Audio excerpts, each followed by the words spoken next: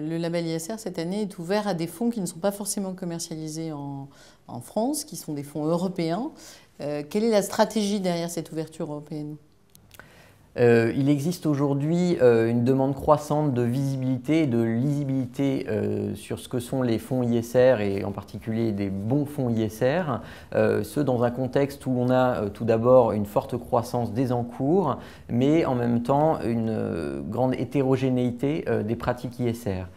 Et donc le label ISR Novetic, dans ce cadre, avec ses 5 années d'expérience, a rencontré un vrai succès dès cette première année, puisque nous labellisons d'ores et déjà 13% de fonds qui ne sont pas gérés en France et qui vont l'être par exemple en Autriche, en Suisse, aux Pays-Bas ou encore en Belgique. Est-ce que le label peut s'appliquer vraiment à des types très différents d'investissement responsable, ce qu'on appelle le best in class ou l'exclusion normative ou l'engagement actionnarial ?